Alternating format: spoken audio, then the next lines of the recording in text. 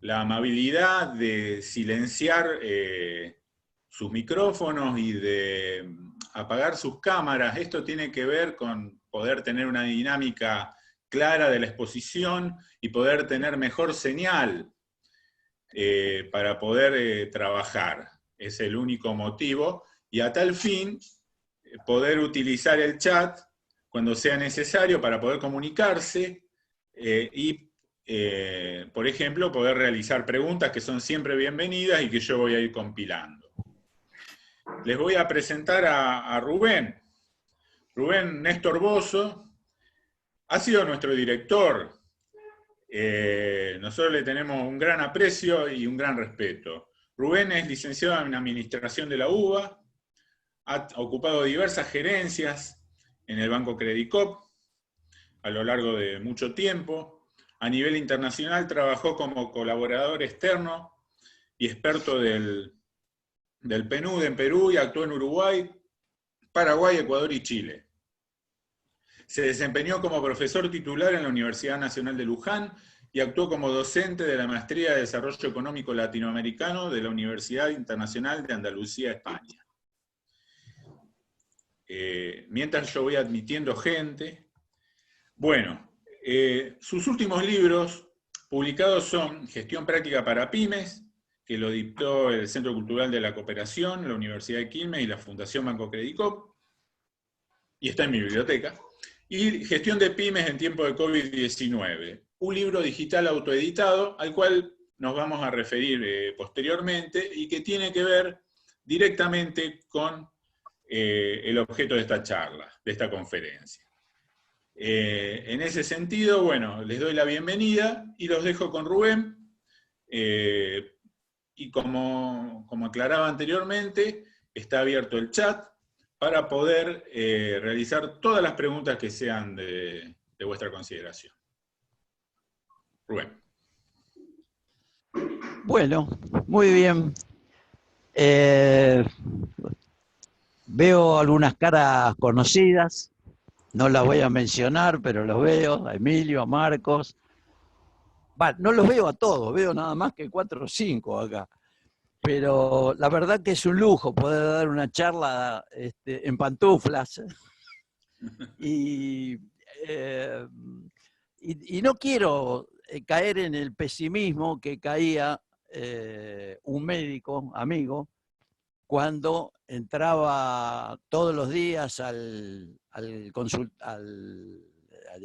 hospital, iba a visitar a los pacientes, y en vez de preguntarle, ¿cómo estás hoy?, era tan pesimista, que le preguntaba, ¿cómo? ¿Estás hoy? Entonces, yo no quiero que ustedes se sientan así después de la charla y se pregunten, ¿cómo estoy hoy? No.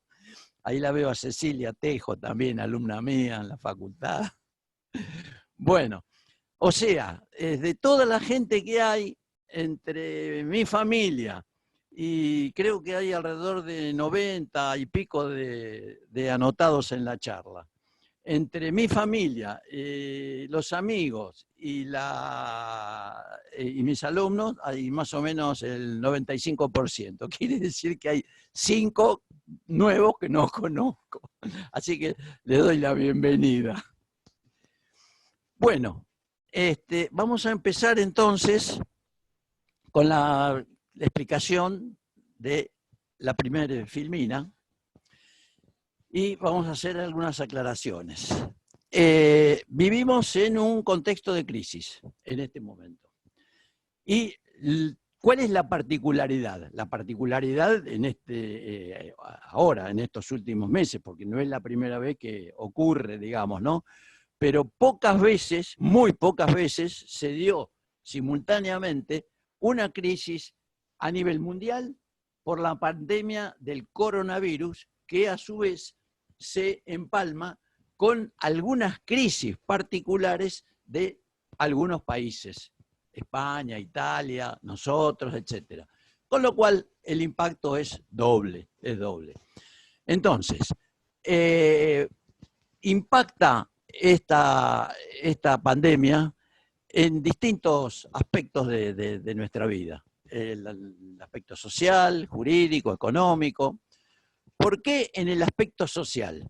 Bueno, porque ustedes ya lo conocen, lo viven, lo leen, etc. Hay desocupación, hay pobreza, hay déficit de vivienda, hay crisis alimentaria y por suerte, con antecedentes de algunos países y de nuestro país en algunos momentos, por ahora no hubo una explosión social, de lo cual no estamos exentos y para lo cual el gobierno está haciendo realmente esfuerzos para que, digamos, lleguen alimentos, lleguen elementos sanitarios, etcétera, a distintos sectores de la población. Esto también se empalma con la crisis que hace que dentro de cada país haya migraciones. Migraciones internas. Pero lo más terrible son las inmigraciones. Las inmigraciones salen de un país para ir a otro, cruzando o el desierto del Sahara o cruzando países y están desesperante, digamos, la situación de esta gente, que no les importa si se mueren en el camino, se mueren en un intento, pero ellos tienen algo que yo quiero que ustedes se lo fijen como concepto. Tienen un sueño, tienen un proyecto, quieren cambiar de vida y son capaces de jugarse por ese proyecto. Y ahora, en este contexto de crisis, yo saludo a todos aquellos que pueden seguir teniendo un proyecto, que pueden seguir alimentando una esperanza, no una esperanza emotiva, sino una esperanza racional, que después lo vamos a ver.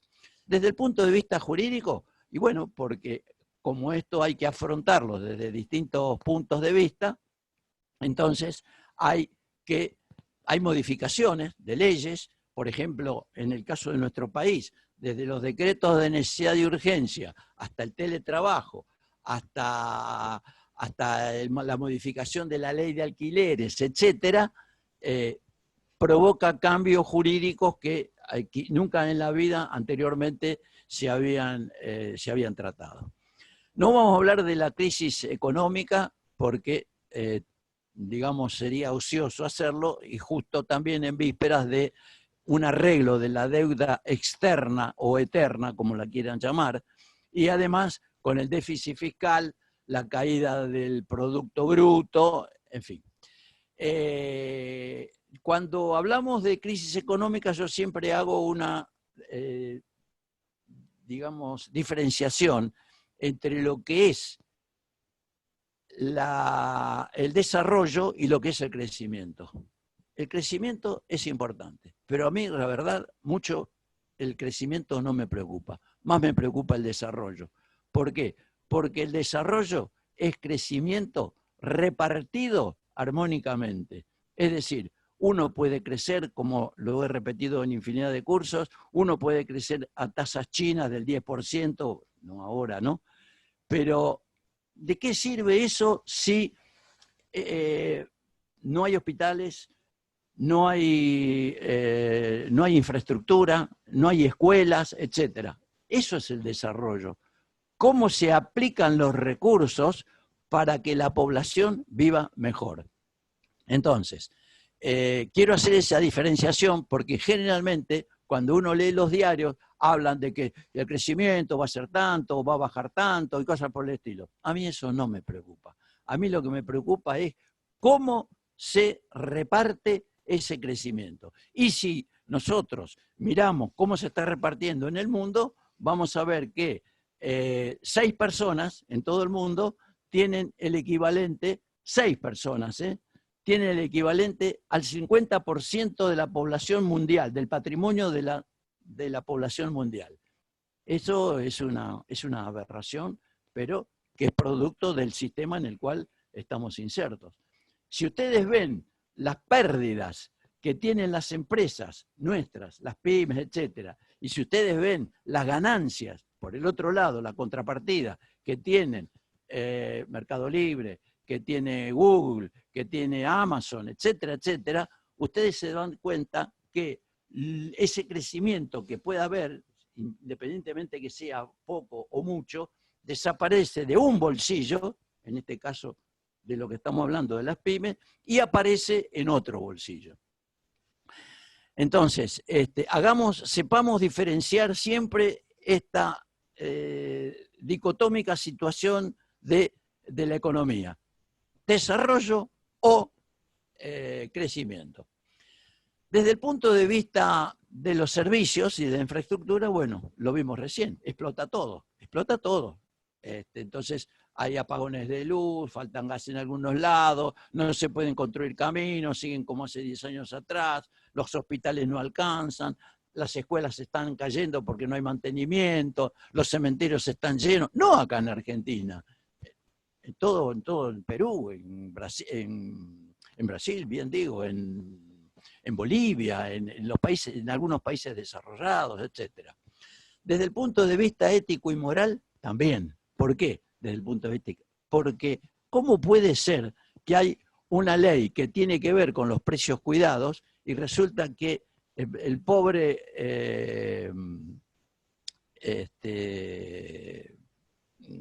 ¿cómo se llama? Se me piantó el nombre. El ministro de Desarrollo no puede conseguir lentejas a los precios que están fijados. Entonces, fíjense ustedes, Daniel Arroyo, no me salía el nombre.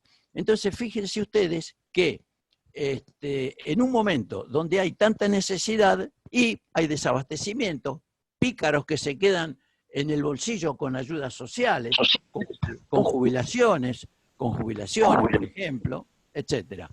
¿Se me escucha bien? No sé, vos, Pablo. Te escucha, Rubén, estoy tratando de ver de dónde viene el ruido. Ok. Bien. Entonces, este tema de la corrupción es una cosa que es preocupante. No acá, en todo el mundo, porque, bueno, después podemos citar otros casos cuando vayamos avanzando. El tema de la inseguridad, con los ocupas, los raptos, las amenazas, los hackers,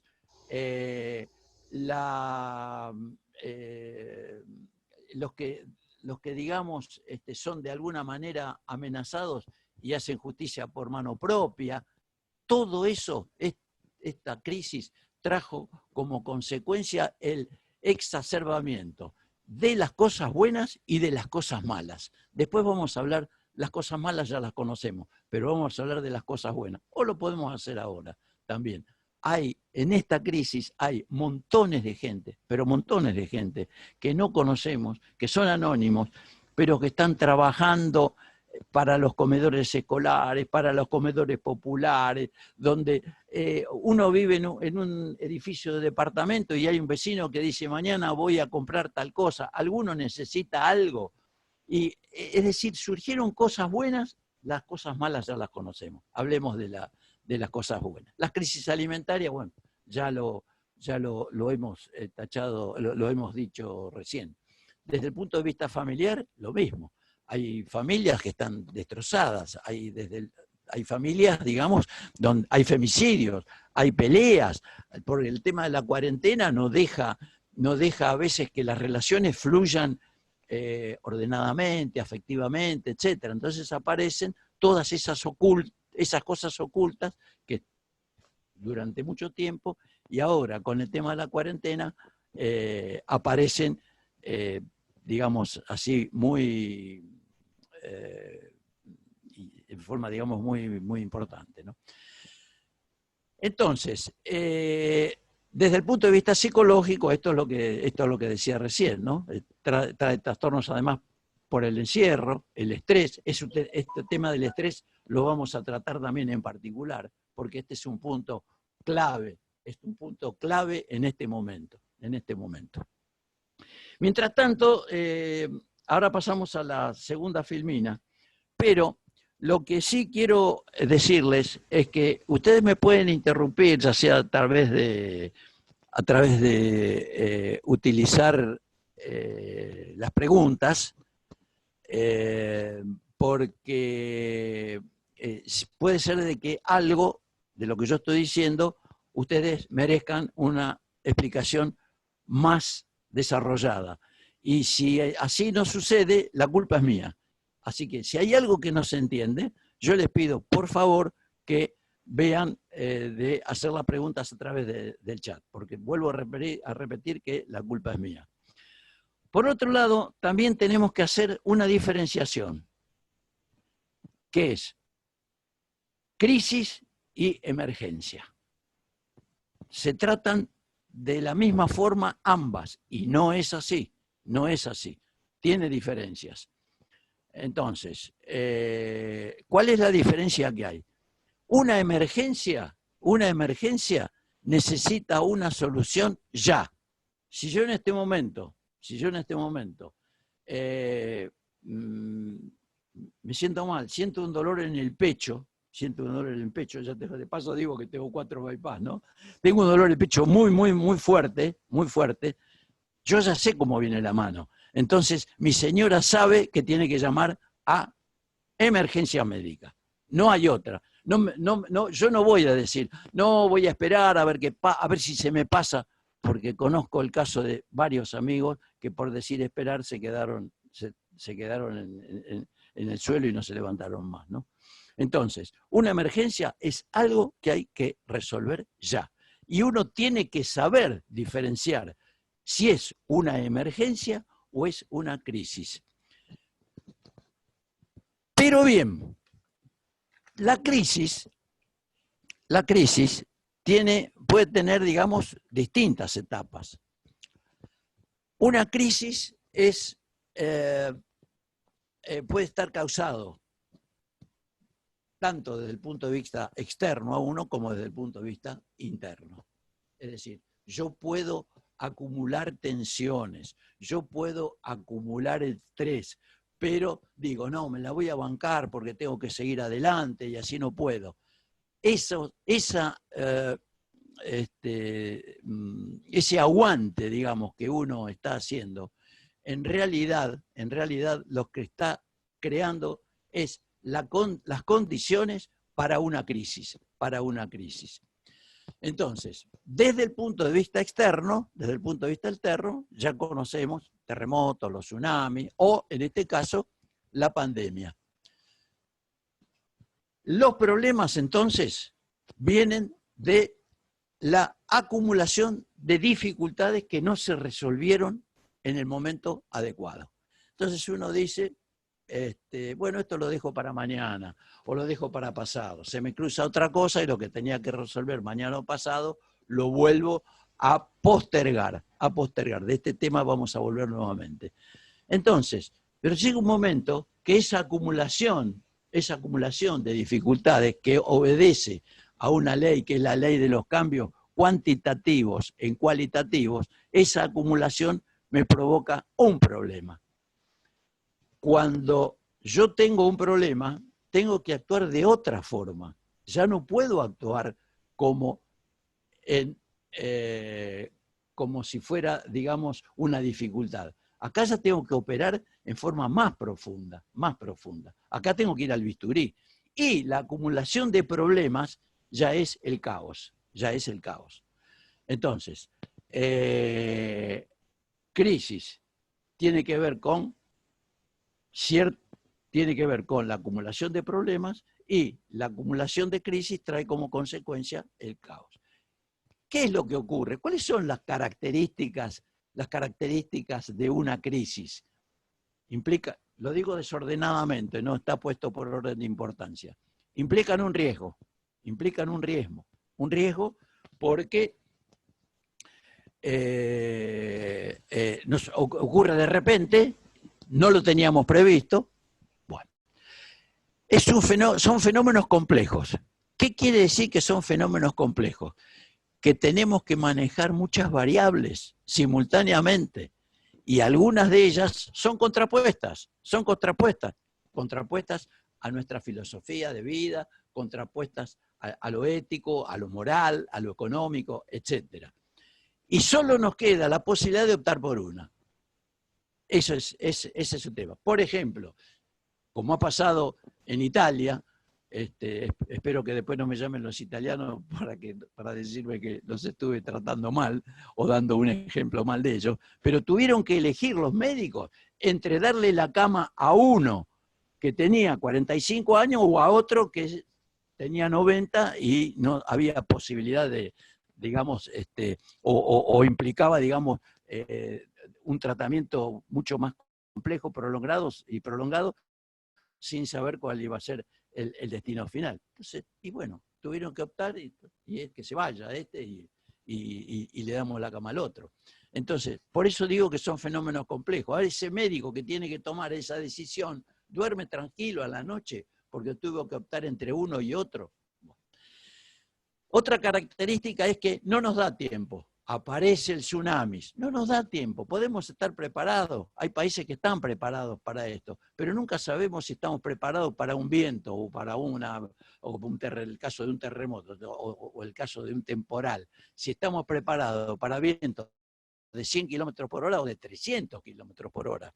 Entonces, fenómeno complejo, no nos da tiempo, hay desconocimiento de su alcance. ¿Cuánto dura esto?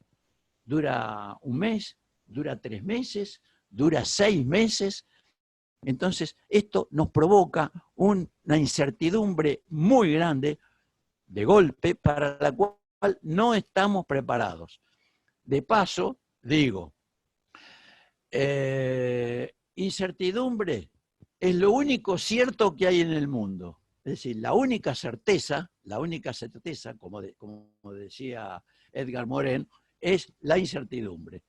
Y, en general, nosotros tenemos que vivir con la mochila de la incertidumbre a nuestras espaldas. Tenemos que acostumbrarnos a trabajar con la incertidumbre, porque como no hay receta para todos, y en estos momentos que hay mucha velocidad en los cambios, etcétera, esto nos provoca incertidumbre. Sabemos que tenemos que tener una mochila con incertidumbre y sabemos que tenemos que desarrollar la tolerancia a la incertidumbre. Por lo tanto, cuando hay una crisis hay que tratar de entender el calibre de la crisis, de qué daños podemos estar expuestos, nos puede ocasionar, y además porque no sabemos cuándo va a parar. Bien, hasta acá no sé si hay alguna pregunta porque yo no veo el chat. El que maneja acá es mi amigo Pablo. Rubén, nos preguntan, sí, Pablo. Nos pregunta Eduardo, sí. ¿En qué situación estamos hoy? ¿Crisis o emergencia? Muy buena pregunta, muy buena pregunta. A ver, hoy estamos en emergencia. Hoy estamos en emergencia, porque hoy, hace una semana atrás, no era distinto, pero con lo que pasó en los últimos 3, 4 días, con el aumento digamos, de los contagiados y de las muertes, entonces ya aparece una cuestión. Estamos en emergencia. Y cuando hay emergencia hay que actuar ya. Si yo veo a una persona desde mi departamento, y estoy poniendo un caso concreto que pasó el otro día, que está tirada en la calle con un frío bárbaro y uno no sabe si está drogado, alcoholizado o desmayado, pero algo hay que hacer. Entonces yo estuve esperando 3 minutos. Digo, no, yo voy a bajar para ver qué le pasa a este hombre. Tuve la suerte, yo soy persona de mayor riesgo, digamos, que un vecino lo vio y algo le preguntó, yo por supuesto no podía escuchar porque estaba muy lejos, y vi que tomó el teléfono y se fue.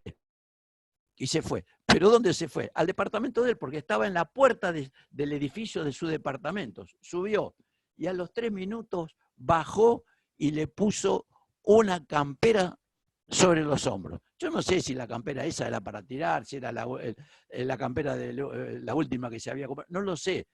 Pero el tipo ya le cambió la cara. Uno le veía desde lejos, yo le veía la cara de agradecimiento. Y simultáneamente otra persona, que seguramente la habrá visto de un vecino, rápidamente le llevó una bebida caliente y un sándwich. Y a los 10, 12 minutos llegó la ambulancia y se lo llevó. Ahí es donde surgió la solidaridad, lo bueno. En otro momento, yo no sé qué hubiera pasado, yo no sé qué hubiera pasado. Entonces, esto era una emergencia. Ese hombre, a lo mejor si estaba 15, 20 minutos más, se moría de frío, se moría de frío. Entonces, eso es una emergencia. Una crisis. La crisis puede ser a corto, mediano y mediano plazo. Estamos hablando básicamente del tema de la pandemia. ¿En qué situación estamos ahora? Bueno, ahora estamos en las dos. Estamos en las dos. Estamos frente a una pandemia, emergencia, donde hay que salir a armar camas, donde hay que salir a comprar rápidamente alimentos, donde hay que salir a comprar material para tratamientos de los enfermos, etc. Y al mismo tiempo, estamos en una situación de crisis económica, como lo dijimos anteriormente. Déficit fiscal, negociación con la deuda externa, emisión monetaria enorme, etcétera, etcétera, etcétera. Entonces, se nos da una coyuntura donde hay una combinación de los dos elementos, la pandemia y la económica, pero también lo podemos ver desde el punto de vista individual. Y esto yo no lo puedo decir, porque esto depende del autodiagnóstico que cada uno haga de su situación particular. Y esto yo no lo puedo hacer. Ustedes tienen que decidir en qué situación están. Si están en una situación de crisis o están en una situación de emergencia. Si están en una situación de emergencia, no pueden esperar hasta mañana, no pueden esperar hasta mañana. De esto también vamos a hablar después. ¿Alguna otra pregunta, Pablo, o continúo? No sé, perdón, primero no sé si contesté bien la pregunta. No sé si a vos te levantan la mano o no, yo no los veo. No, la pregunta está perfectamente clara. Por el momento okay. No tengo otra consulta. Ok, bueno, muy bien, entonces seguimos. Lo que sí podemos decir es que durante esta crisis, la pandemia y la cuarentena, y posteriormente a que, digamos, se descubra la vacuna, va a haber grandes cambios, Ahora bien, ¿qué quiere decir? Porque todos hablamos de cambio. Todos dicen, sí, no, esto va a cambiar, el mundo, esto no puede seguir así, esto no puede ser. Bueno, yo tengo digamos, mi criterio propio en cuanto a este tema, que lo pueden o no compartir. Pero sí podemos decir que va a haber cambios en la orientación del negocio o de los negocios. Va a haber un cambio en la orientación del negocio. ¿Por qué? Porque van a cambiar los hábitos, van a cambiar las costumbres, va a haber cambios en los segmentos, es decir, va a haber un segmento que va a tener un gran poder de consumo, el segmento más rico, que sigue acumulando, va a haber un segmento de la clase media que va a descender a la clase un poco más baja. ¿Esto qué es un invento? No. Hoy uno, si camina, a ver, voy a decir una verdad, pero no se lo digan a nadie. Yo camino 15 cuadras un domingo en la mañana, y me acerco a un lugar donde sé que están repartiendo comida. Por supuesto no me acerco, pero yo nunca vi tanta gente de clase media que va a buscar el bolso de verduras. No lo vi nunca. Entonces, esa gente está descendiendo un nivel muy grande. Entonces, va a haber que hacer los cambios en la orientación del negocio, se van a dar, y si nosotros no sabemos cómo son esos cambios, y si además no sabemos, digamos, cuál va a ser el devenir de esos sectores, de esos segmentos, ¿y cómo hacemos para orientar nuestro negocio? ¿A qué segmento nos orientamos? Va a haber cambios organizacionales. tanto en la estructura como en los procedimientos. ¿Por qué? ¿A qué le llamamos la estructura? Digamos, para simbolizarlo de alguna manera, le podemos decir, es el organigrama de una empresa. Tengan o no tengan organigrama, no importa, porque el organigrama puede ser formal o puede ser informal. Pero esa estructura, ese organigrama, en la cual a lo mejor somos 10 personas o 5 personas, no importa cuál, y yo no me voy a poder quedar con toda la gente. Entonces, van a cambiar. Si yo me tengo que quedar, tengo 5 personas y me tengo que quedar con 3 o me tengo que quedar con 2, ya la cosa cambia, Entonces, hay una reasignación de funciones entre los que quedan y hay una reasignación de tareas entre las mismas personas.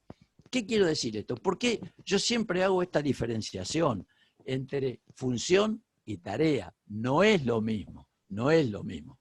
Las tareas son operativas. Las tareas es estar en la caja. Las tareas es estar, si es en un supermercado, en un supermercado pequeño, ¿no? Es decir, ayudar a alguien a hacerle el paquete, o el que trabaja en el correo que recibe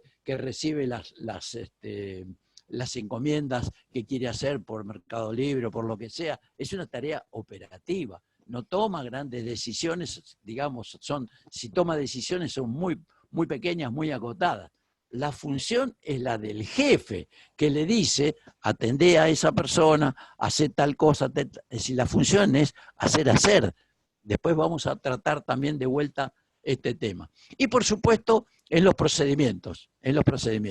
Entonces, va a haber en los procedimientos, que lo tengo más abajo, va a haber cambio en los productivos, en los procesos administrativos, en los procesos comerciales, etc. En los procesos administrativos vamos, porque no es lo mismo facturar, digamos, al público, a un cliente, etcétera, que venderle por internet. No es lo mismo. Entonces, acá cambia todo el sistema, cambia o muchas cosas de los sistemas administrativos, Ahora, cuando uno habla de estas cosas y dice, sí, claro, esto cambia, porque yo antes lo hacía de tal manera y cambia de tal otra, ¿que ahí se termina el cambio, el proceso? No. ¿Por qué? Porque eso afecta al contador, que hay que mandarle también los datos de otra forma. Afecta a la AFIP. Es decir, cada una de estas cosas afecta a todo el conjunto, a los clientes, a los proveedores, etcétera, etcétera, etcétera. Desde el punto de vista comercial, cosa que le vamos a dedicar un poco más de tiempo hacia las últimas filminas, lo mismo va a ocurrir. Va a pasar exactamente lo mismo. Entonces, lo dejamos para después. Y lo productivo también, porque fíjense ustedes que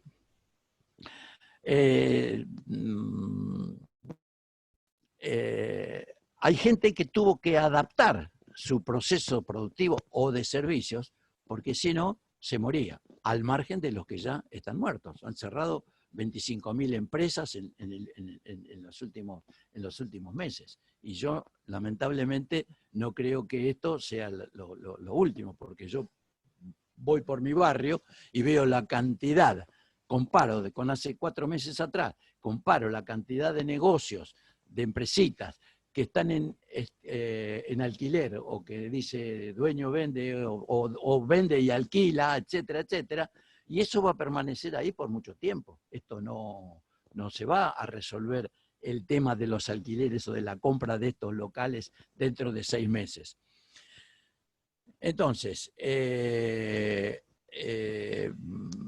esto lo dejamos para un poco más adelante, pero evidentemente esto trae también como consecuencia cambios en los procesos productivos. Yo ya no puedo seguir algunos. Sí, dale.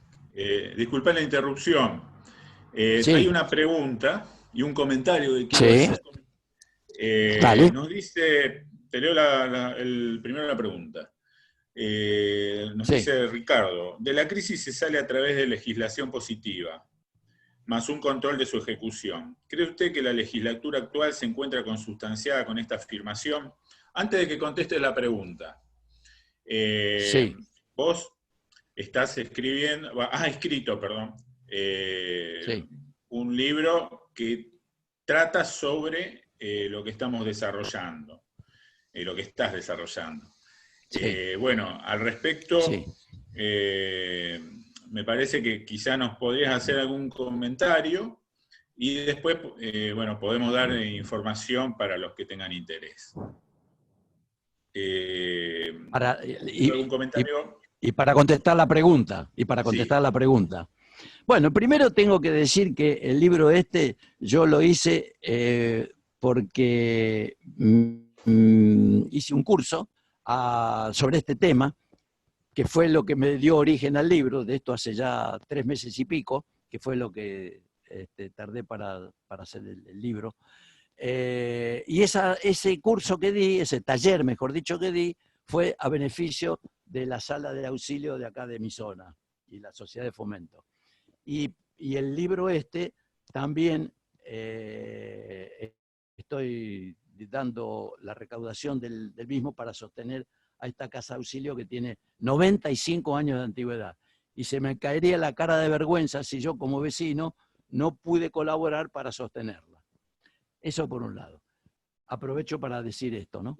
En segundo lugar, voy a la pregunta. Esa es una pregunta muy política, muy política. Si yo estoy de un lado, voy a decir una cosa, y si estoy del otro lado, voy a decir otra. Yo puedo decir, por ejemplo, que la legislación es parte de la superestructura, forma parte de la superestructura jurídica y de la superestructura económica de un país. Es decir, que es muy difícil cambiar la estructura económica de un país si no cambia la superestructura, es decir, lo jurídico. Es decir, la economía es una expresión de lo jurídico. Entonces, cada uno ahora puede pensar lo que quiera. Pero yo no voy a decir si está bien que se tome el decreto de necesidad de urgencia o no. En algunos casos está muy bien y en otros no, puede ser que no esté bien. Pero, como yo dije, si tenemos emergencias, yo no puedo esperar a que se reúna el Congreso, ni por Zoom, ni cosa por el estilo. Tengo que tomar tal cosa. Ahora bien, cuando se toma una decisión, como puede ser, por ejemplo, la del teletrabajo, siempre se afecta a un interés. Siempre se afecta a un interés. Es muy difícil un equilibrio donde diga, trabajadores y empresarios están de acuerdo. No, es muy difícil. O se afecta a un interés, más o menos, o se afecta al otro interés. Entonces, estas cosas hay que verlas en la práctica, pero siempre la pregunta que hay que hacerse frente a estos cambios legislativos es ¿a quién favorece? ¿O en detrimento de qué se saca esta ley? Esto es lo que hay que preguntarse. De todas maneras, también esto puede estar influenciado por la crisis para que se oriente hacia un lado o hacia el otro. Es decir, que no es muy objetivo tampoco el proceso. Y a lo mejor esto sirve para hoy y a lo mejor para dentro de un año o dentro de 2 años se vuelve a modificar, porque era así. Entonces, hay que verlo, digamos, un poco con esa flexibilidad.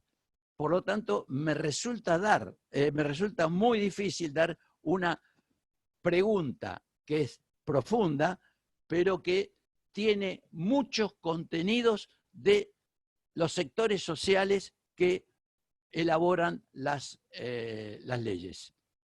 Esto sí lo tengo que decir. Muy bien. Se puede seguir hablando sobre este tema. ¿Por qué cambio tecnológico? Cambio tecnológico. Bueno, ya recién terminamos de ver el teletrabajo, es un cambio tecnológico. Yo, en el banco nuestro, en el banco Credicop, digo nuestro porque yo fui uno de los fundadores del banco, en el banco nuestro, en la casa central, no hay nadie, nadie tiene, no sé si tiene 2000 y pico de personas, no hay nadie, están todos en su casa, trabajan directamente desde su casa, como lo está haciendo Pablo en este momento desde su vivienda en Rosario. Entonces, esto, ¿a qué nos lleva? Y esto nos lleva a varias cuestiones. Primero, ¿Para qué va a necesitar un banco, una casa matriz con 3.000, 4.000, 5.000 personas a futuro? No sé si va a tener sentido. Tampoco sé cuánto tiempo se va a trasladar, digamos así, las tareas o las funciones que uno cumplía en su lugar de trabajo, en su escritorio, con su computadora, cuando ahora se puede hacer exactamente lo mismo y están todos los backups, cada uno se mete donde quiere dentro del banco o los lugares que le tiene permitido y lo hace tranquilamente desde su casa y en pantufla como estoy dando yo la charla. Entonces, ¿qué va a pasar con esos edificios? ¿Qué van a hacer? ¿Cines? ¿Van a ser iglesias? No sé qué es lo que van a hacer, pero digamos como que a futuro, no sé, van a ser cocheras, a futuro parecería ser de que no tienen una gran perspectiva, ¿no? Vamos a los trámites sin papeles. Ya se avanzó en estos meses nada más, se avanzó a los trámites sin papeles, pero es una forma impresionante. Estoy diciendo, desde el certificado de subsistencia para los jubilados hasta cualquier otra cosa, Entonces, vamos a la industria sin papeles.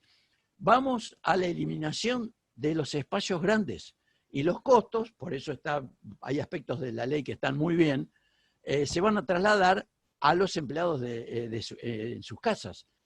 Por lo tanto, van a tener que pagar el internet, le van a tener que comprar a lo mejor una computadora, porque en el caso de mi hija, que son 4 y tienen una sola computadora, tienen que trabajar los 2 y los chicos tienen que estudiar, con una sola computadora no se alcanza. El que tiene que trabajar es el que lleva el puchero a la casa. Entonces, mis nietas tienen que esperar a que termine el padre con su trabajo, entonces le van a tener que comprar una notebook o otra PC, no sé. Van a disminuir los archivos de papel. ¿Para qué querés los archivos de papel? Hoy hasta los juzgados, gran parte del papelerío, el que pasó alguna vez por tribunales y ve cómo se cosen los expedientes a mano con una aguja e hilo, vos decís, pero esto no puede ser, estamos en el siglo XXI. Entonces, hay un montón de cosas, etc. Periódicos, digital. Te están rogando que compres el periódico porque hay gente que lo lee de gratarola o hay gente que directamente le sale más barato leerlo en digital y sale mucho más económico que en papel. A mí me cuesta mucho más, yo prefiero el papel, pero bueno, no sé por cuánto tiempo. Quiere decir que estos cambios tecnológicos se están dando con una velocidad impensable hace 4 meses atrás. Y esto fue producto de que se empalmó la emergencia con la crisis y hubo que salir a provocar estos cambios, a empujar estos cambios, porque si no, hoy seríamos como un dinosaurio. No nos hubiéramos podido adaptar a las nuevas circunstancias y hubiéramos desaparecido como desaparecieron ellos. Entonces, todo esto que trae cambios en las pautas de consumo, por ejemplo. Entonces, ¿por qué cambios en las pautas de consumo? Porque si yo hoy me estoy cocinando en mi casa y aprendí a cocinar y además aprendí un poco de electricidad y hago mis arreglos, ¿para qué el día de mañana voy a llamar a un electricista o para qué voy a llamar a un delivery, por ejemplo? Si me lo puedo hacer yo y además lo hago con gusto. Va a haber cambio en las personas, porque lo dije anteriormente, se van a incrementar las cosas malas y las cosas buenas. ¿Qué es una cosa mala? Y bueno, lo hemos leído. Un médico pobre que se pasó días y días enfrentando al COVID-19, se contagia y en el edificio lo quieren echar. Entonces, ¿qué es eso? ¿Eso es solidaridad? Eso no es solidaridad con una persona que se estuvo ocupando de la vida de los demás. Entonces, va a haber cambios positivos y negativos. Nosotros lo que tenemos que aspirar es a saber diferenciar de quiénes son los casos positivos, de quiénes son los casos negativos y además de negativos son tóxicos. Hay que alejarse de la gente tóxica. Va a haber cambios culturales. Hablamos recién de los cambios tecnológicos, de la lectura en papel, el teatro y el cine. Si yo hoy puedo ver o puedo escuchar música por streaming, o puedo ver películas por Netflix, qué sé yo. En un día como hoy, que está lloviendo, por lo menos acá cerca de mi casa, en mi zona, que está lloviendo, y yo a lo mejor hace 6 meses atrás le decía a mi señora, ¿qué te parece si vamos al cine? Que hoy está tan feo para quedarse en casa. No, hoy yo ya no voy a ir más al cine en invierno. Ya me acostumbré a que tengo mi sillón, a que me acomodé, etc. Son cambios culturales.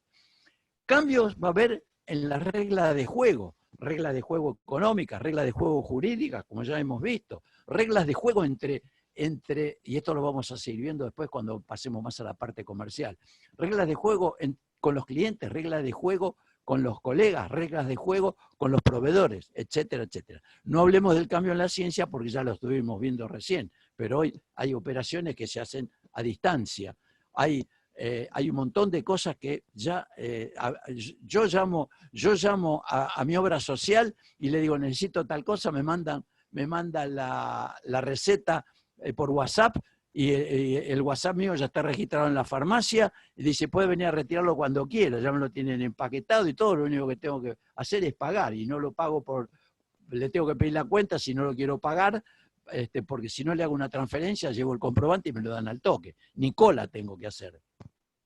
Cambios en los productos.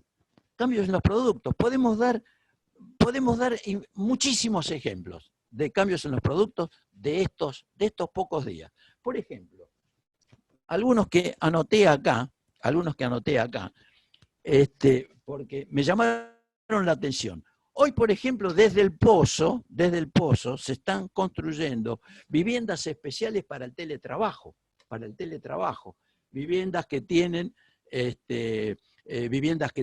digamos, que privilegian la cosa de aire, la cosa de parque, que permita, digamos, tener baulera para guardar cosas, para poner la bicicleta, por supuesto el automóvil, pero yo, por ejemplo, no tengo necesidad, pero si tuviera una baulera, yo la alquilaría o la compraría. ¿Por qué? Porque yo cambio en los hábitos de consumo. Yo antes iba 2, 3 veces por semana al supermercado o al almacén de la esquina, por así llamarlo. Ahora compro para un mes yo. Compro para un mes. Todo lo que sea lata, todo lo que sea cosas imperecederas, bueno, eso ya se incorpora en uno, como si fuera un reflejo condicionado. Y yo es muy difícil, después algo que quiera salir a pasear, cosa que no me da mucho chiste, salir a pasear a un supermercado no me agrada, ni tampoco un shopping, pero esto yo ya lo tengo incorporado, con lo cual asumo otra cosa, que tengo que programar, cosa que antes no hacía, y ahora tengo que programar mis compras, porque tengo que prever lo que voy a necesitar para dentro de una semana, de 15 días, de 30 días. Entonces, esto es un tema. Entonces, estas nuevas viviendas tienen esas características. Por ejemplo, volviendo al tema de los procedimientos, administrativos, hoy hay que trabajar con protocolos. ¿Cuándo se trabajó con protocolos? Nunca. Entonces, hay toda una serie de cosas que hacen que nosotros tengamos que modificar. Estas viviendas tienen espacios amplios, con luz, para poder estar cómodo, porque no sabemos si vamos a tener que estar 6 meses o vamos a tener que estar toda la vida. No por la cuarentena, sino porque han cambiado nuestras pautas, y nuestro trabajo, nuestro teletrabajo. Entonces está pensado para que sea ambientes cálidos, distendidos, etcétera, etcétera. Lavarropas sin agua, ni productos químicos, por ejemplo, que trabajan con, ¿cómo se llama? Con vapor. Canchas de fútbol rediseñadas. Canchas de fútbol, digamos, hablemos de no canchas de fútbol profesionales, sino las que tipo fútbol 5, donde se dividió la cancha en cuadrados, donde cada jugador no puede salir de su cuadrado para guardar distancia social. Entonces, tiene que cambiar el nivel de juego, ya tiene que hacer jugada cortita, no hay gambeta, hay que trabajar más con el pase, con la cabeza, con una serie de cuestiones. Barbijos para hipoacústicos.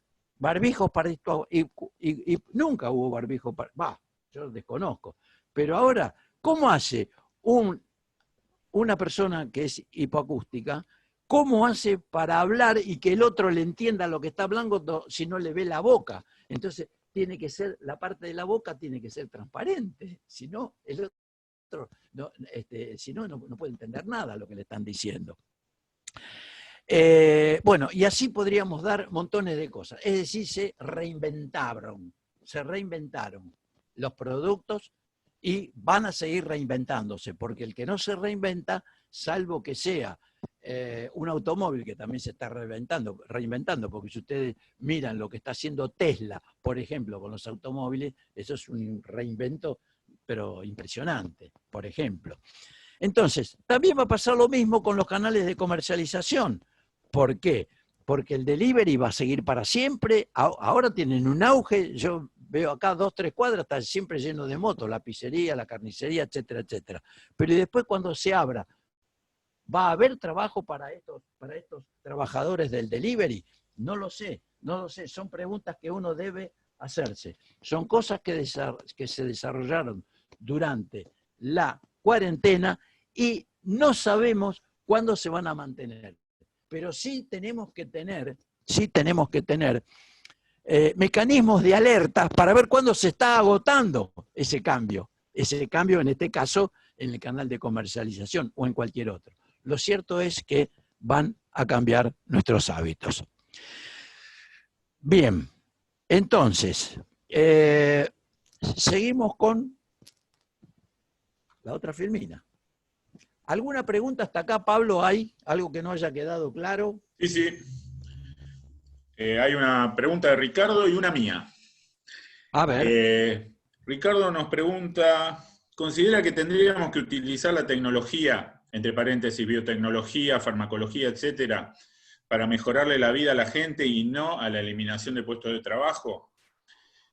Y yo aprovecho para preguntarte, viendo la nueva filmina, ¿por qué pusiste enfrentar entre comillas? Muy bien, muy bien, muy bien. Bueno, Ricardo, para mí la pregunta que vos hiciste es muy buena, pero es obvia. Obvia en el sentido de que yo me quedo con que tiene que estar al servicio del hombre, La biotecnología, todo lo que vos mencionaste, para mí tiene que estar así, tiene que estar al servicio del hombre. Ahora, pero ahí nos encontramos con otra pregunta. Porque si yo digo, hagamos pan, por ejemplo, todo el mundo más o menos sabe cómo se hace el pan. Necesitas harina, necesitas agua, necesitas amasarlo, etcétera, etcétera, ponerlo en el horno, le puedes poner un poco de, ¿cómo se llama? Para que se infle. Bueno, no me sale la palabra. Bueno, ustedes me entienden. ¿Cómo? Perdón. Levadura, me dice mi señora que me está escuchando. Todos sabemos que se hace así y no va a haber mucha diferencia. Uno le pondrá más agua, más harina, menos harina, etcétera, pero no le vamos a pifiar por mucho. Pero si yo digo, hagamos justicia, ¿es lo mismo la justicia de este hombre que mató al ladrón que es la misma justicia que los que ahora lo amenazan y que son familiares del que mataron? Es lo mismo. Es lo mismo la justicia para el que roba un tomate que para el que se roba, hace una transferencia y se mandó 1.000 millones de mangos para otro país. Es lo mismo. Entonces, ¿cómo es el tema de la justicia? No es tan igual. Hay muchos que dicen que la justicia es para los pobres. Entonces, esa pregunta también hay que hacérsela. Ahora bien, no sé si la contesté, Ricardo, la pregunta. Si no, me pedís, por favor, que ampliamos. Ahora bien, efectivamente, acá dice enfrentar la crisis. ¿Y por qué dice enfrentar, entre comillas? Porque puede haber sido un error. No, no es un error. No, no es un error. A las crisis hay que enfrentarlas. A las crisis hay que enfrentarlas. Y ahora vamos a ver por qué. Ahora vamos a ver. A ver si yo puedo cambiar esto para arriba sin que se me desconecte. Sí, ahí está. Porque si no, no me deja ver la filmina en la parte de abajo. Enfrentar la crisis significa tratar de reconocerla a tiempo. No decir, bueno, vamos a esperar un poco, a ver cómo se desarrolla. No, ¿qué vamos a esperar? No. Hay que tratar de reconocerla a tiempo y tratar de visualizar, lo cual es muy difícil, ¿cuánto va a durar? Porque nos tenemos que preparar en todos los sentidos, en todo lo que vimos anteriormente.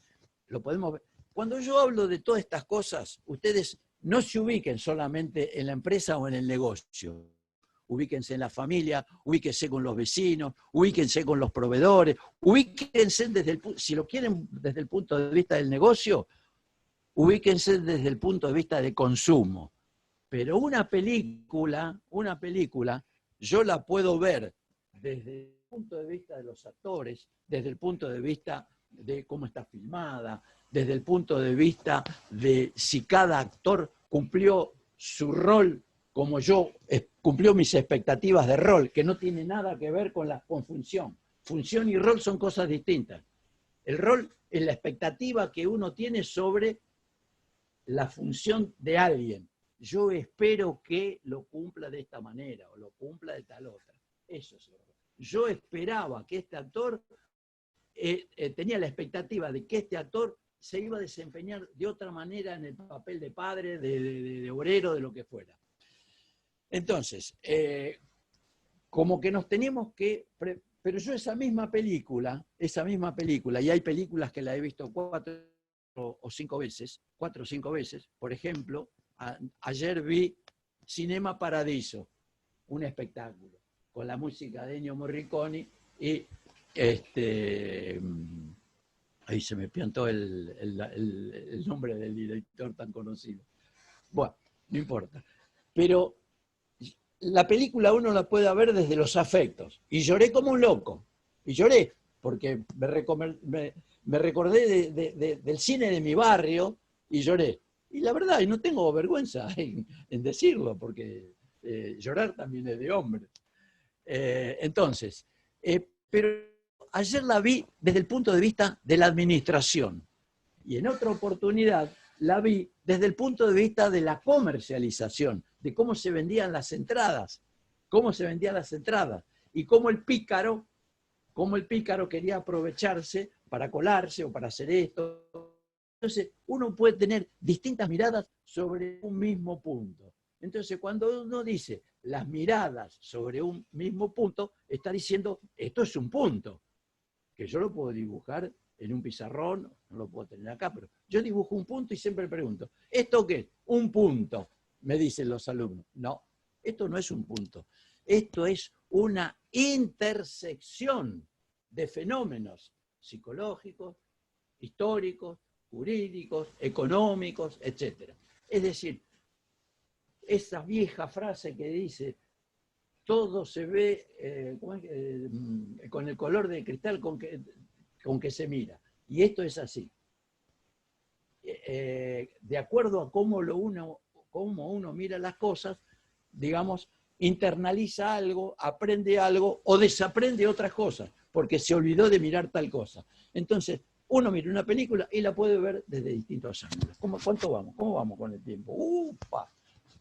Voy a tener que apurarme. Entonces, enfrentar la crisis, hay que tener calma, ser racional y lo más objetivo posible. ¿Qué quiere decir con esto? Que las cosas nosotros las podemos ver desde el punto de vista subjetivo o desde el punto de vista objetivo. Desde el punto de vista subjetivo, yo puedo decir, por ejemplo, no, el mes que viene ya abren todos los negocios, o esto es una gripecita, puedo decir, como han dicho algunos. O puedo ver, de analizar y ser objetivo. Porque si es una gripecita, y bueno, sí, capaz que dura un mes y punto, y dentro de un mes abrimos todo.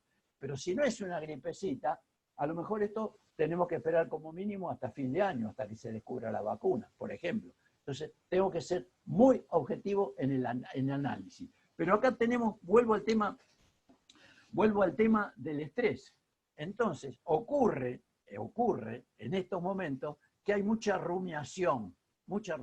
¿Qué quiere decir? Rumiaciones desde el punto de vista psicológico, estar enfrentando todos los días con la cabeza puesta en lo mismo. ¿Qué va a pasar mañana? ¿Qué va a pasar ahora? ¿Qué hago ahora? ¿Qué hago esto? Y no puedo salir de eso. Eso es rumiar con uno mismo y me quedo en eso y permanezco en forma pasiva sin poder afrontar lo siguiente. Entonces aparece lo que se llama el burnout. Es decir, se me quema la cabeza.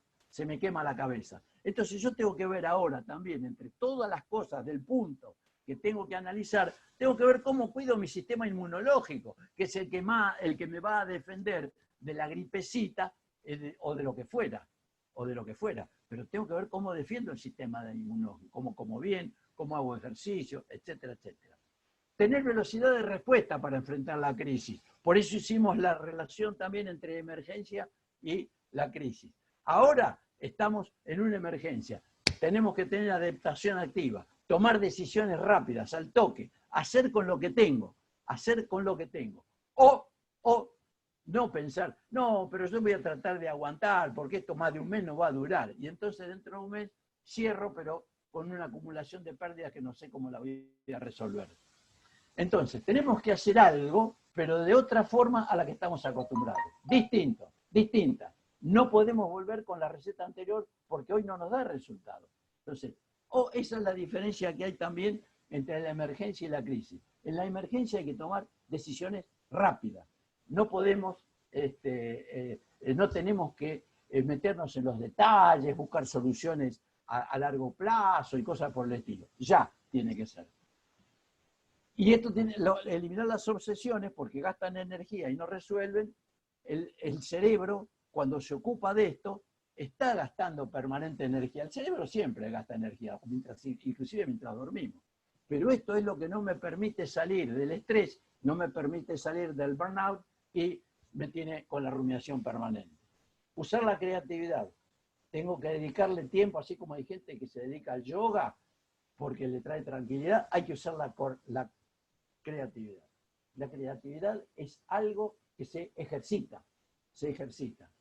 Y también se la denomina, desde otro ángulo, serendipia. ¿Por qué? Porque yo le puedo dar a mi cerebro a la noche, cuando me voy a acostar, le puedo delegar en el cerebro que me encuentre una solución para algo que necesito resolver mañana o pasado, lo que sea. Le digo, cerebrito, resolveme este problemita.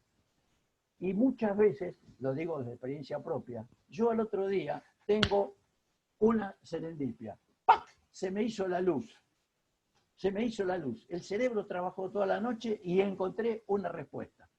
Esto es lo que le pasa cuando se descubre la ley de gravedad. Ahí lo tenemos a Newton, está mirando una manzana, está pensando en los bueyes perdidos, se cae una manzana y dice, ¿cómo? ¿Y por qué se cayó una manzana para arriba y no se cae para arriba? Es una forma de decir. Y ahí se inventa la ley de la gravedad. No, se inventa porque el hombre no inventa nada. Se descubre la ley de la gravedad. Acá la que inventa es la materia. El mundo es infinito. Fue infinito, va a ser infinito, sigue siendo infinito, existió ayer, existió hoy y va a existir mañana. Y claro, esto no nos entra en la cabeza. Entonces tenemos que empezar a estudiar a Einstein. Muy bien. La serendipia sí es eso. ¡Pac! Te cayó el chip del cerebro. Bien. Hay que usar la creatividad. Cuando la creatividad individual se termina, tenemos que acudir a la creatividad colectiva, de nuestro equipo, de nuestros amigos. ¿Cuántos somos en el boliche nuestro? 3. Hagamos una sesión de creatividad. Veamos qué les parece, cómo hacemos esto, cómo hacemos tal cosa, cómo salimos, etc. Con los colegas, qué medidas toman, ver el panorama, etcétera, etcétera. Buscar las soluciones en el equipo. Y buscar soluciones correctivas, porque hay medidas, digamos, que nosotros podemos tomar desde el punto de vista sintomatológico o la podemos tomar desde el punto de vista correctivo, que son más definitivas. Sintomatológico, uy, el nene tiene fiebre, le doy una aspirineta. No, porque no sabemos si es una rubiola, si es una infección, no lo sabemos. Entonces, tengo que buscar si es sintomatológico lo que me está ocurriendo o es una alerta temprana que se me va en el corto plazo, se me va a, digamos, desarrollar negativamente. Y la otra cosa es tener las lecciones, aprender de las lecciones del pasado, porque no es la primera vez que pasamos por crisis, de evaluaciones, esto, el otro, y qué sé yo, y entonces saquemos esas herramientas. Por último, tener, en este aspecto, una visión panóptica. ¿Cuál es la visión panóptica? La visión panóptica es la que nos permite ver al punto ese, el punto, en su conjunto, en forma multidimensional. Es como tener una visión tipo helicóptero. Lo veo todo desde arriba. Me despego del problema concreto, digamos, salgo un poco de escena, digamos, para ver en el todo, en su complejidad, esta dificultad, este problema o lo que sea. ¿Alguna pregunta, Pablo, por ahí? Entonces, de ahí viene el título, enfrentar la crisis. No me puedo quedar quieto. No me puedo quedar quieto. Bueno, pero ahora me ocurre hay una pregunta, Rubén. Dale. ¿Piensa usted que la salida de la pandemia traerá un horizonte que mejorará la distribución más equitativa de la renta? Ajá. Bueno, yo mago no soy. Mago no soy. Pero sí les puedo... después hay otro problema. Yo ya la contesté de alguna manera esto porque dije que la economía es una expresión de lo político, digamos, también. Entonces, yo no sé cuáles son las medidas que se va a tomar en cada país. Yo lo que sí puedo decir es que va a haber más pobreza en el mundo y más desigualdad. Eso lo puedo decir con absoluta certeza. Y más desigualdad. ¿Por qué? Porque hay leyes, digamos así, económicas que me permiten trazar tendencias, Y dentro del sistema capitalista no hay muchas posibilidades, digamos, de lograr estas posibilidades. Fíjense ustedes, por ejemplo, voy a dar un caso nuestro. El impuesto a las grandes fortunas, acá, del 2,5%, que justamente el que es presidente del banco, Heller, lo presentó. Ahí está parado. ¿Por qué no sale? ¿Por qué no sale? No sale. Ahora, ¿por qué? Y bueno, ¿por qué? Por lo que estamos diciendo. No es fácil. ¿Por qué no le ponen un impuesto a los que comercializan, que son 100 exportadoras que manejan el 80% de las exportaciones? Y no lo sé por qué. Yo no lo sé por qué. No, supongo que tampoco porque es fácil dentro del sistema en el que nosotros estamos viviendo. Pero lo que va a aumentar es la desigualdad. Y va a aumentar más cuando se descubra la vacuna. ¿Por qué? Porque los países que ya compraron la vacuna van a quedar inmunizados. Y nosotros vamos a llegar a la cola, digo nosotros, no lo sé, porque pareciera ser de que no, porque para eso estamos prestando, digamos, gente a que pruebe la vacuna con nosotros. Pero la vacuna esa va a llegar a los países subdesarrollados mucho más tarde, cuando tengan mucho más contagios y cuando tengan muchos más muertos. Esto es así. Entonces, ¿cómo se va a levantar? ¿Cómo?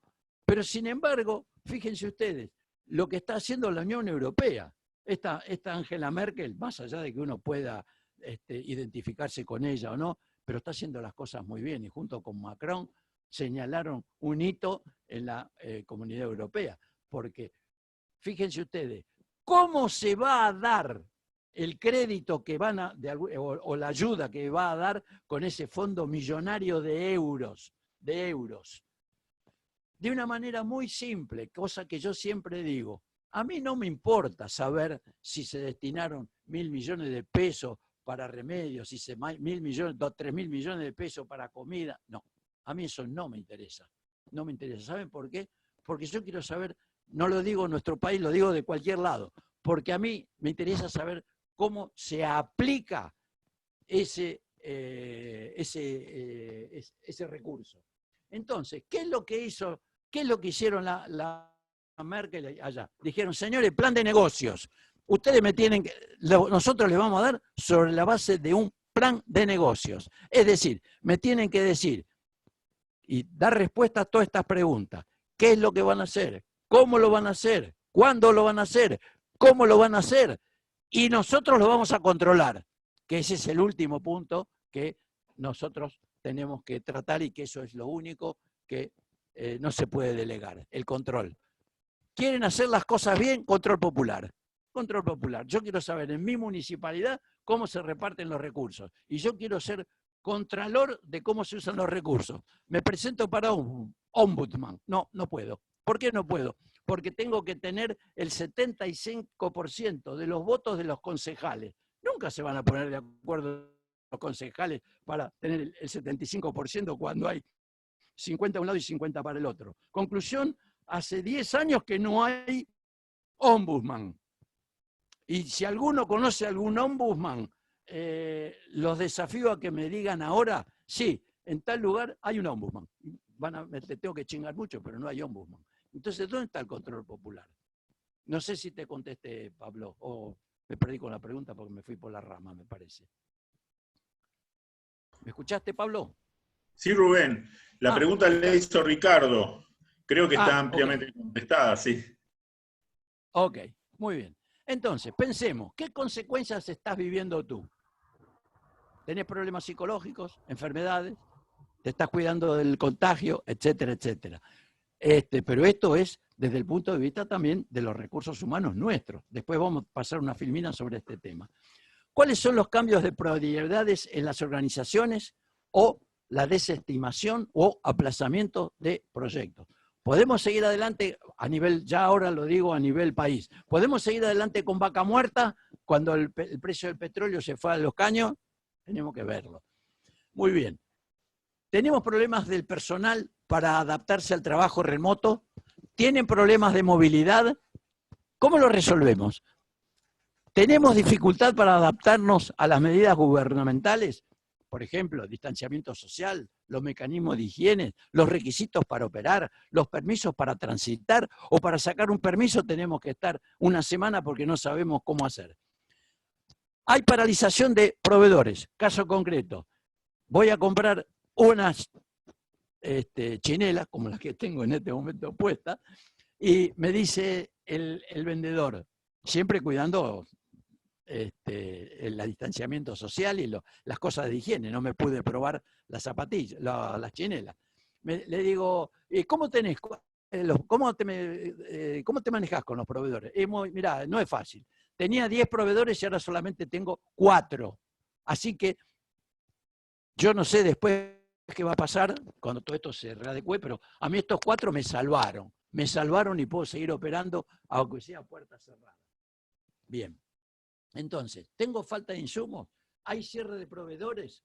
¿Tengo que cambiar proveedores? Tengo que buscar proveedores. No me puedo quedar con los 2 proveedores que tenía, porque cierra uno y me cierra el negocio. ¿Hay cierre de importación sobre los productos que yo estoy utilizando? ¿Hay falta de insumos? ¿Cuánto se va a tardar para que se abra nuevamente la importación de ese insumo, de ese producto? Bien. ¿Hay dificultad para la firma de documentos físicos? ¿Pérdida o vulnerabilidad de la información confidencial? Pregunta. En el banco, dije anteriormente, yo supongo que sí, pero no importa, lo tengo que preguntar igual. Todos tienen, en su casa tienen el acceso a todos los archivos del banco, o a determinados archivos del banco. ¿Están tomadas las medidas? Yo supongo que sí, ¿no? Por supuesto. No lo digo para el banco nuestro, sino para cualquier banco. ¿Están tomadas las medidas de seguridad necesarias para que la información confidencial no me la hackeen como le hackearon la cuenta a Bill Gates y a los otros tantos que le sacaron $110.000, nada más, porque no le dieron tiempo. ¿Tenemos conexiones adecuadas, seguras, desde el punto de vista de las finanzas? ¿Tenemos pérdidas o descalces de fondos? ¿Tenemos falta de financiamiento? ¿Cómo lo vamos a superar? Ojo, ojo. ¿Por qué? Porque yo, si tengo, yo me puedo plantear ahora, ¿y qué hago con esto? ¿Espero o no espero? A ver si esto mejora. Ojo, ¿por qué ojo? Porque si yo tengo espaldas para aguantar, espero. Pero si yo no tengo espaldas para aguantar, es inútil esperar a ver si hay una solución, digamos, de este tema a corto plazo. Sigo. Preguntas. Si hay.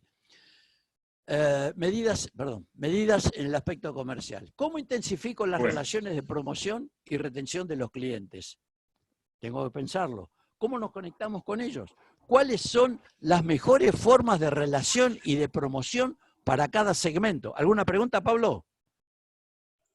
Sí, había una pregunta que nos habían acercado previamente durante el proceso de inscripción, que refiere a cómo hacemos, y creo que es sobre lo que estás por empezar a hablar, cómo hacemos para retener clientes cuando estamos cerrados. No te escuché, se me cortó. La pregunta refiere a cómo hacemos para poder retener clientes cuando tenemos el negocio cerrado. Ah, bueno, está muy bien la pregunta. Muy bien. Esto nos enseña a que desde el primer día que abramos, digamos, desde ahora si podemos, tenemos que tener una base de datos. Tenemos que tener una base de datos, teléfono, mail, WhatsApp, todos los datos, dónde vive, todo, la mayor cantidad de datos posible. ¿Por qué? Porque si no, no nos podemos conectar con nuestros clientes. Entonces, hoy, si tenemos el negocio cerrado, tenemos que ver cómo funcionamos a través de redes sociales para ver cómo podemos conquistar esos datos que nos faltan. Y tenemos que utilizar el boca a boca, tenemos que utilizar a los vecinos, tenemos que... Todos los elementos que esté a nuestro alcance para ver cómo nos podemos conectar. Porque nosotros tenemos que decirle a la gente que viene, hay gente que acá nadie sabe si tiene el negocio abierto, porque está con la puertita, con la persiana cerrada y tiene la puerta, una puerta media entornada con una mesa. Pero si vos no pasás enfrente, ¿quién se entera de que está abierto? Entonces, si yo no tengo teléfono, no trabajo con las redes sociales, no tengo nada, yo puedo hablar, porque no me importa, pero Café Martínez acá. Nadie sabe si está abierto, pero tiene una mesa donde te ofrece 2 medialunas con un café con leche a 120 pesos. Yo nunca veo a nadie, pero tampoco vi que las veces que he ido, que alguien me haya preguntado, señor, ¿me puede dejar su mail, me puede dejar su teléfono, me puede llenar esta encuesta, puede tal cosa? Jamás. Hoy eso sería necesario. Conclusión, si no tenemos base de datos, tenemos que ir armándola como sea, a través de relaciones vecinales, a través de las redes sociales, etcétera, para poder comunicarnos con nuestros clientes y decirles, mirá, estamos haciendo esto, estamos abriendo de tal hora a tal hora, estamos ofreciendo tal cosa nueva, vamos a abrir dentro de un mes cuando la provincia tal cosa, etcétera, etcétera. Entonces, tenemos que ver qué forma de ingreso tenemos para cada segmento, porque a algunos les va a romper el coleone si le mandamos un WhatsApp, va a preferir el mail, otro va a preferir meterse por Facebook, no lo sé. Eso es el semblanteo que cada uno tiene que hacer de su segmento. ¿Qué logística vamos a emplear para cada segmento? No es lo mismo enviarle al vecino de acá, a la pizzería que tengo acá en la esquina, que la puedo ir a comprar yo, pedirle un delivery, que a lo mejor lo hace el propio dueño, que un proveedor importante que a lo mejor no me puede mandar la mercadería o la tengo que ir a buscar. Es decir, con cada segmento, ya sea de clientes o de proveedores o de lo que fuera, tengo que ver cuál es la mejor forma. Pero sí lo que tengo que recordar es que clientes es un bien escaso y nuestro principal patrimonio. No las maquinarias, la infraestructura, etcétera. Porque hoy las maquinarias paradas, sin personal, no sirven para nada. Es un capital muerto. Bien. Hay que planificar, dirigir, controlar, organizar y controlar. Son las 4 funciones básicas que se inventaron hace 80, 90 años. Esto hay que seguir haciéndolo, pero con una diferencia. Hay que hacerlo para el corto plazo. Para el corto plazo. Para una semana. Corto plazo estoy hablando. Para una semana. Para 15 días, para un mes. Y el control, que es el último punto, todos los días.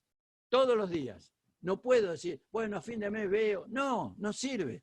Hoy, planificar, dirigir, organizar y controlar es cumplir con funciones que las tenemos que realizar rápidamente. Y tengo que tener claro cuáles son los objetivos y transmitirlos abajo de mi organización. Aunque seamos 2 o 3 los que tengo abajo. Tengo que trabajar con objetivos y con metas. Con metas. Las metas son los objetivos, pero cuantificados. Voy a llenar la base de datos.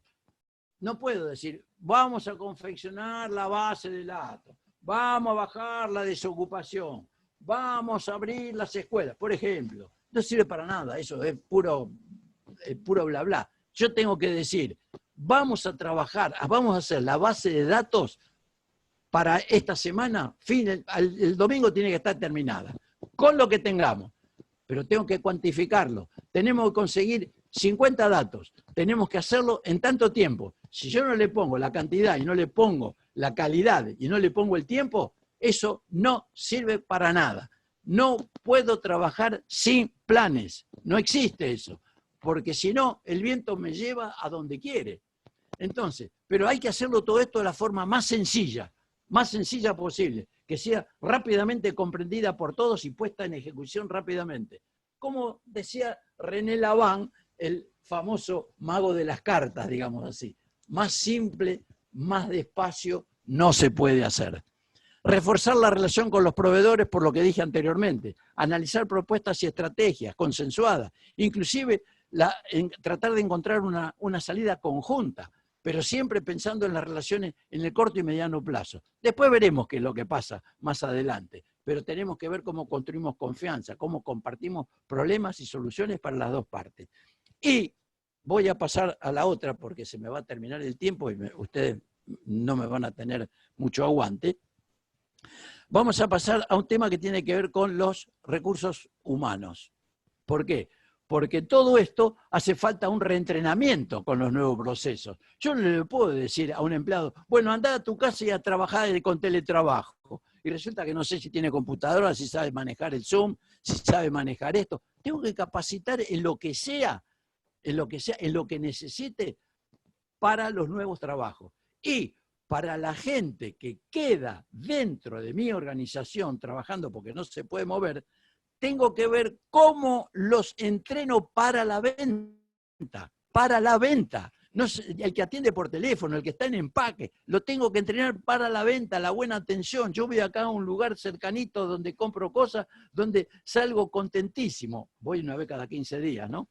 Donde salgo contentísimo porque me atienden tan bien, me ve que soy mayor de edad y qué sé yo, me ayudan, les llevo el paquete. Yo no se preocupe, en vez de una bolsita le pongo 2 para que sea más fuerte, me cobran una, que no se entere. Es decir, han aparecido nuevos actores con nuevas tareas y yo los protocolos, bueno, entonces tengo que ver cómo yo les doy el conocimiento necesario para eso. Entonces, ¿cómo cuido el patrimonio humano? Nos encontramos, o nos vamos a encontrar, o ya nos encontramos con la dolorosa disyuntiva de despedir gente, bajar los salarios, suspender gente, disminuir las horas de trabajo, elegir a quién se va a prescindir, al más costoso, al más antiguo, al que entró hace 6 meses. Todos, o muchos, un gran porcentaje, si no me animo a decir el 100%, pero se tuvieron que enfrentar frente a esta disyuntiva. Entonces, ¿cómo hacemos para ejercer? Y acá me meto en el prólogo que le hice a mi querido alumno y amigo Carlos Estela, donde me pidió que le hiciera el prólogo a su tesis sobre el tema liderazgo virtual. Que esto es una cosa muy interesante. Reunir a la gente, explicar la situación sobre lo que pasa y cuál es la situación de nuestras pymes. Pero ¿qué pasa en un banco como el nuestro cuando el gerente de recursos humanos está sentado en su casa y no sabe qué es lo que está pasando con cada una de las 4.000 personas, 5.000, ya no me acuerdo cuántas hay, casi 5.000 personas que tiene el banco? ¿Cómo hace el gerente de recursos humanos si no ejerce un verdadero liderazgo virtual? ¿Y cuáles son las condiciones que debo cumplir yo como gerente de recursos humanos para seguir siendo un líder y que no quede obsoleto porque ahora todo el mundo vive en su casa? Es un desafío, no es fácil. Entonces, armemos un comité de crisis, compartamos los avances y frustraciones. Comité de crisis, 2, 3 personas, no importa cuántas, 8, los colaboradores más cercanos nuestros. Indaguemos a la gente, ¿qué ideas tienen? ¿Qué proponen? Escuchemos, motivemos, involucrémoslos y hagamos tareas de mantenimiento. ¿Por qué? Porque no la están pasando bien. Llegan a su casa, el nene llora, la señora estuvo trabajando todo el día limpiando la comida porque no puede ir a la empleada, etcétera, etcétera. ¿Cómo es el mantenimiento? Con una máquina es muy fácil. Aceite y 2 o 3 cositas, cambiar este buje, macanudo. Pero y con la gente, lo mismo, lo mismo. ¿Cómo está, che, tu familia? ¿Cómo la están pasando? Le tengo que pasar la mano por el hombro, pero con afecto, no como una cosa automática. Che, ¿cómo están tus hijos? ¿Cómo están? Y mirá, más o menos porque no damos tiempo con mi computadora. Yo te voy a dar una computadora para que se arregle. Entonces, eliminemos las jornadas agotadoras, creadoras de estrés y trabajo que son innecesarios. Pensemos con nuestra gente cuál es el día después. ¿Por qué? Nuestros hijos y nuestros nietos se van a acordar para siempre de esta época. Como yo me acuerdo de la década del 50 de la poliomielitis, que ahí aprendí lo que es la solidaridad, porque padres, abuelos, madres y nosotros, los chicos, salíamos a pintar con cal los árboles y los cordones de la vereda. Y yo me acuerdo de esa época con cariño. Nunca me voy a olvidar eso, porque es uno de los recuerdos más lindos que tengo con mis amigos. Entonces, yo quiero rescatar esas cosas. Entonces, algunos consejos y herramientas. Mejorar las comunicaciones dentro de la empresa. Reconocimiento de la situación interna dentro de la empresa. ¿Qué pasa? Y externa, afuera. Dificultades, ya lo vimos. Adaptación activa. Adaptación activa. ¿Cómo hago la adaptación activa a todo esto? Entonces, la adaptación activa es hacer lo que puedo con lo que tengo, ¿Cómo modifico todas estas cosas en una forma no pasiva? No dejar para mañana, no, tengo que aprender, tengo que ver cómo dejo mi paradigma anterior y cambio. Para eso tengo que desaprender, porque si no, me quedo en que el mío es el paradigma, el único que sirve. Y eso no es así. Entonces, cada medida tiene que estar fundamentada y tengo que tener continuidad y perseverancia en lo que estoy haciendo. Ustedes habrán visto en esta, a Jordan, lo que dice: a veces un ganador es simplemente un soñador que nunca se rindió. No hay que rendirse, hay que enfrentar, por eso lo puse entre comillas, hay que enfrentar el tema. No hay que, entonces, algunas herramientas. Trabajemos con el diagrama ABC. Claro, yo no puedo explicar ahora, pero búsquenlo o véanlo en el libro mío también. Trabajen con el tema de los costos. No tomemos los costos como los hemos tomado como promedio en los últimos 2 años. No sirve para nada eso, no sirve para nada. Tengo que ver cuáles son mis costos actuales, tengo que saber cuáles son los costos fijos, los costos variables, cómo retoco cada uno como si empezara desde hoy una nueva empresa. ¿Cómo estoy con los sectores ROC tan adecuadamente? No. ¿Qué pasa con mis gastos? ¿Puedo prescindir de algunos? Tengo que tener algún manejo de indicadores rápidos, del día, diario. No a fin de mes, no. Diariamente tengo que tener 2 o 3 indicadores que me digan cómo estoy. ¿Cómo encuentro cuellos de botella en la organización? ¿Me estoy comunicando mal hacia abajo? ¿Por qué la gente no hace lo que yo creía que tenía que hacer? ¿Me estoy comunicando? Tengo que tomar una decisión. ¿La estoy tomando a tiempo o estoy parando a los que están abajo? El jefe tal, es un cuello de botella dentro de la organización y me está frenando algunas cosas, o el que compra la materia prima o lo que sea, es un cuello de botella y no me alimenta la producción. Lo tengo que ver. Analizar los puntos débiles y fuertes de la empresa con el equipo y manejar los costos y el manejo financiero. Bien. Ahora, ya para ir terminando, ¿cuánto llevamos ya? 1 hora y media. Bueno, calculo que 10 minutos terminamos, si me aguantan. Entonces tenemos que tener un plan de continuidad frente a la pandemia. Tenemos que tenerlo, no lo podemos. La prueba y error no existe, no hay tiempo para equivocarse, no hay tiempo para equivocarse. Tengo que identificar cuáles son los principales procesos y recursos que pueden verse afectados por la pandemia. ¿Qué análisis hago de los impactos que tengo en el negocio? Tengo que analizar cuáles son nuestros recursos y qué necesitamos para una solución. Después viene la evaluación de los riesgos para ajustar puntos de mejora. Revisar si tengo algún plan o si no lo tengo, ver cómo lo hago. Y si estos responden a efectos de la pandemia. Tengo que evaluar riesgo para la toma de decisiones, porque voy a tener que trabajar con mis clientes. Yo sé que en algunos casos algunos clientes no están pagando. ¿Qué hago? ¿Le entrego? ¿No le entrego? ¿Lo califico? ¿Le digo te voy a aguantar? ¿Tengo espaldas para aguantarlo? Tengo que analizar todo eso. ¿Le tengo que bajar el nivel de entregas que le estoy haciendo? Porque todo depende de las espaldas que yo tenga. Pero lo que sí les puedo decir es una cosa. Yo me tengo que parar arriba de la liquidez. Prefiero no pagar impuestos, prefiero no pagar la luz que no me la van a cortar, prefiero no pagar todo eso, pero a lo mejor pagar el salario de mi operario. ¿Por qué? Porque así como se están tirando las cosas, se están condonando algunas deudas, hay moratorias y cosas por el estilo. Acá, si no hay una moratoria más adelante, y va a meter, hoy hay un parque de empresas de 550.000 empresas pymes en el país. Y se van a ir 100.000 empresas. Se van a ir 100.000 empresas. Van a quedar, las grandes pueden ser que no se fundan, pero sí se van a fusionar. Entonces, en el diseño de esta continuidad, tiene que estar involucrada la dirección, el dueño de la empresa, o los que sean, o los socios, al equipo que tengamos de trabajo en la definición de qué estrategia nos vamos a dar. Pero vuelvo a insistir de que esto no es para dentro de 3 meses o algo por el estilo. Es para allá, es para hoy, para mañana, para dentro de 30 días, control diario.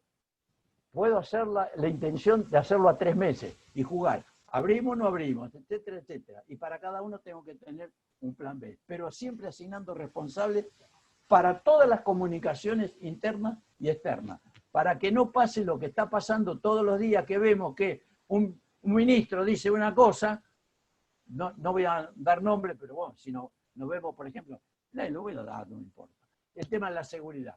La ministra dice tal cosa y el otro dice tal otra. ¿Cómo es eso? No puede ser. ¿Y a mí qué seguridad me da lo que dice uno y lo que da el otro?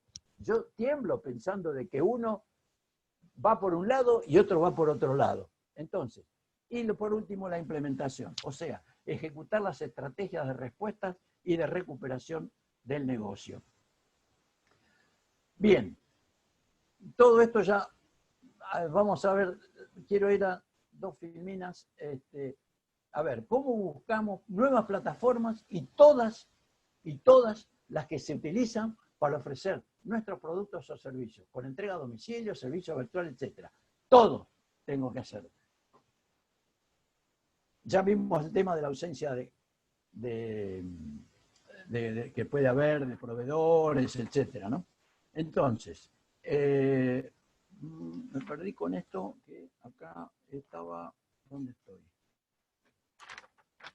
A ver, pido un segundo de atención. Y es lo siguiente. El precio del aislamiento, que es esto que estamos viendo acá, encerrados, aislados y preocupados, el precio del aislamiento puede llegar a ser muy traumático, muy traumático. Por lo tanto, lo tenemos que abordar de una manera distinta a la habitual. Tenemos que trabajar más los vínculos afectivos y no que porque nos va a hacer sentirnos bien y mejores. Y yo, por lo menos, lo que quiero, y cuando digo que el libro, lo que yo recolecte por el libro lo voy a donar a la Sociedad de Fomento, es porque yo quiero ser mejor que ayer y que hoy. Por eso lo hago. Porque no me interesa, yo tengo mi vida hecha. Ese es el asunto. Entonces, vamos a ir al último punto. ¿Qué podemos esperar en la Argentina? Y acá sí, no quiero que saquen los pañuelos. Pero hay que, y después podemos seguir con las preguntas todo el tiempo que ustedes deseen. ¿Qué es lo que yo vislumbro?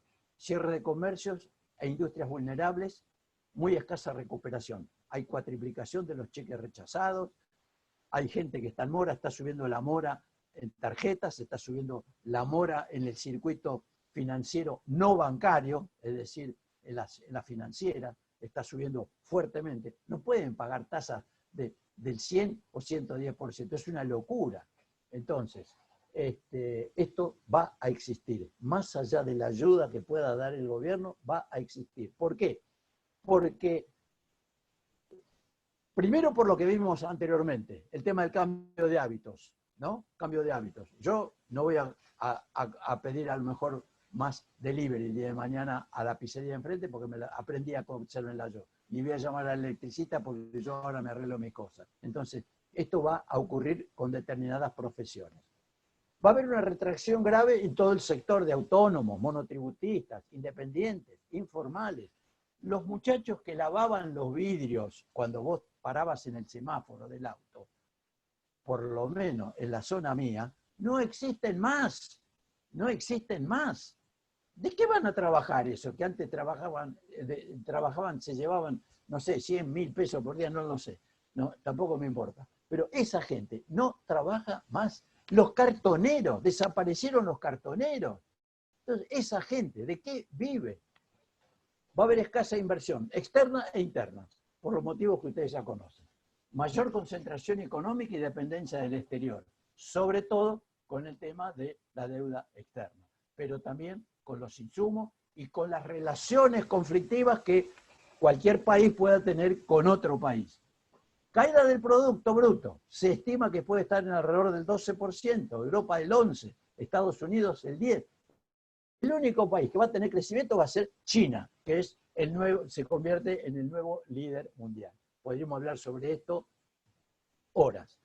Caída intensa del salario real, de las jubilaciones perjudicadas y las cajas que están llenas de papeles, las cajas de jubilación llenas de papeles. ¿Por qué? Porque ya se la viene saqueando desde hace mucho tiempo, entonces ahí tienen papeles que no sabemos cuándo se van a pagar, etcétera, etcétera. Por lo cual puede llegar a haber más adelante algún problema para pagar las jubilaciones, Dios no lo quiera, ¿no?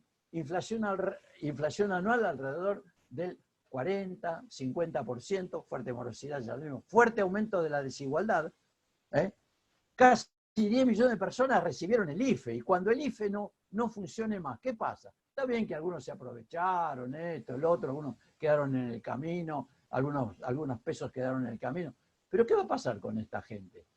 Aumento de la desocupación, y es posible que estemos en el 15% de la desocupación, y aumento de la pobreza. Caída de importaciones y exportaciones.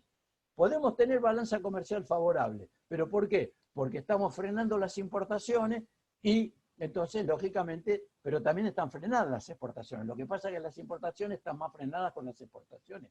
¿Cuánto se va a poder sostener esto? Porque hay insumos que son absolutamente necesarios para nuestro país, que siempre fue dependiente de muchas importaciones. No hablo de los espejitos de colores de Colón, hablo de las cosas imprescindibles. La emisión monetaria, 250.000 millones de pesos por mes. ¿Qué va a pasar con esto? ¿Cómo lo vamos a resolver? Yo no lo sé, no puedo dar una idea tampoco. ¿Se va a subir la inflación? ¿Se va a ir al dólar? No sé. El déficit fiscal, que es muy alto, hay caída en la recaudación. Y esto también puede ocurrir que, lo mismo, digamos que con el tema de la emisión suba la inflación o se vaya al dólar. Bien, entonces, para terminar, señores, enfrentar la crisis. Si no puedes volar, corre. Si no puedes correr, gatea. Pero siempre tienes que tener movimiento, tener una actitud proactiva. Este es el mensaje. El futuro está en nuestras manos. Cuando uno pregunta, ¿cómo va a ser la justicia? ¿Cómo va a ser esto? Y qué sé yo. Bueno, yo soy optimista en cuanto creo que la sociedad ha podido sobrevivir o lograr nuevo desarrollo. Pero una nueva sociedad, un nuevo mundo, no es posible porque no va a venir, no va a ser posible en determinadas condiciones, porque no esperemos ni a un Mesías, ni va a venir por el Marte de magia. Tenemos que pensar, ese nuevo mundo lo tenemos que pensar entre todos, pero con participación ciudadana, eliminando el egoísmo, eliminando el individualismo que creó este sistema. Tener un poco más de conciencia y tenemos que crear las recetas, las tenemos que construir. No hay recetas para el nuevo mundo que queremos. Punto. Gracias. Y ahora vemos si hay preguntas. Muchas gracias, Rubén. Como siempre, un placer. Hay aplausos y muchos agradecimientos.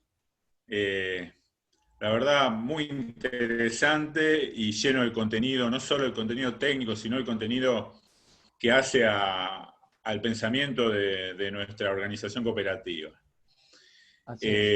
Bueno, nosotros, en consonancia con eso, estamos, como les decía en la apertura de esta charla, muy felices de poder estar realizando este ciclo de charlas, de conferencias que van a continuar los próximos tiempos sin ninguna duda.